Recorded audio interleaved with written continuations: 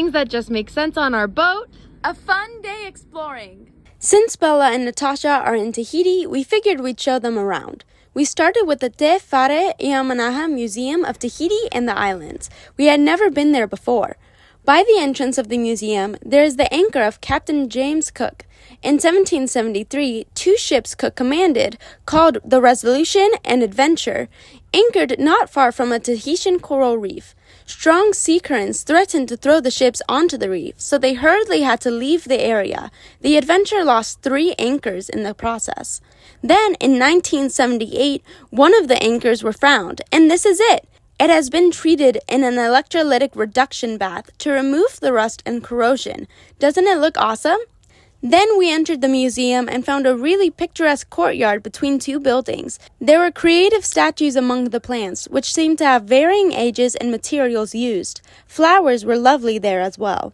There were 2 art sections there, and the first shows photographs of some Tahitian locals that are struggling with homelessness, as well as a paper with their story underneath the picture. The goal of the set is to spread awareness about the causes of homelessness and the experiences of those that are living on the streets. In essence, to give voices to the people that sit by the road as strangers pass by them. The second art section also showed photography. Some were colorful and abstract, while others captured aspects of Polynesian culture. Usually paintings are my cup of tea, but we all really enjoyed the photos. It was fun. Then we went to another building where they educated about Polynesian history. I was surprised and happy about the size of this section. By the front, there were screens with different animals of the island archipelagos on them. An example is this funny-looking unicorn fish, which we've seen in real life too. They also projected paths of ancient Polynesian migration.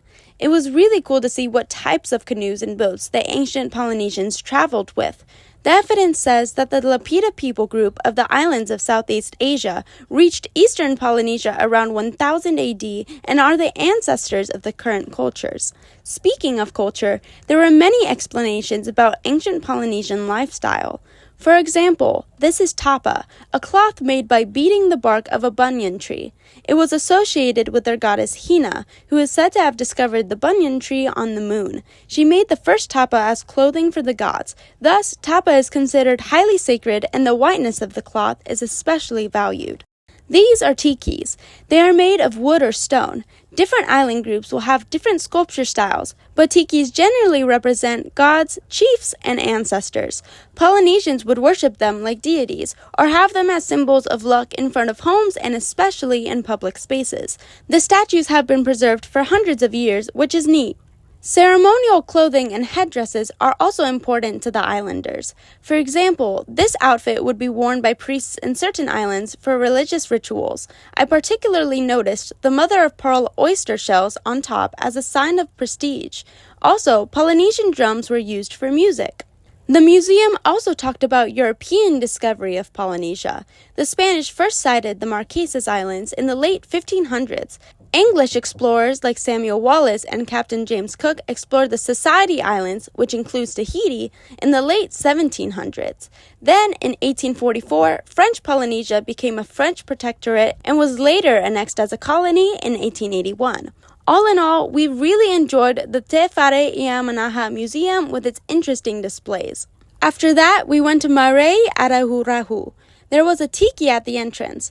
Then we got to the main site. A marae is a gathering place built for social and religious purposes. It consists of a large rectangular platform made of stones by the floor, and then a taller rectangular building behind that.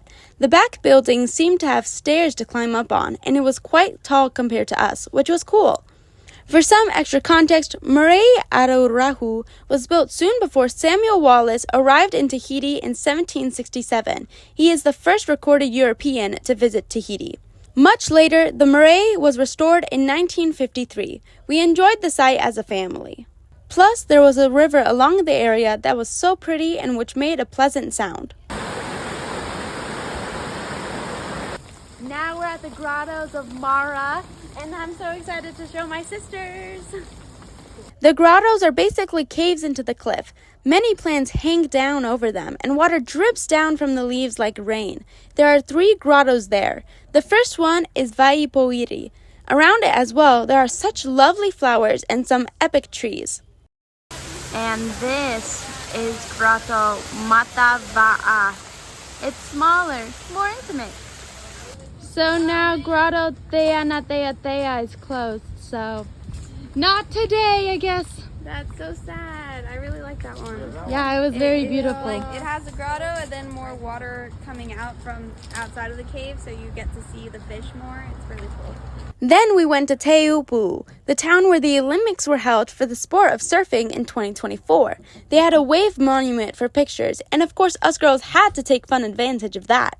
There was also a statue of the famous Tahitian female surfer, Veiatua. Then we crossed the bridge and enjoyed the mountain views. Teupu was the last stop for the day. Tahiti is such a beautiful island with its lovely culture and God's nature. Plus, just the fact that we could spend so much time together as a family was truly special. Since it's the first time both Bella and Natasha are visiting the boat at the same time, we truly are striving to make the most out of it. More extended vlogs like this will be coming soon, so please stay tuned for more adventures with Song of the Sea. Thanks for watching!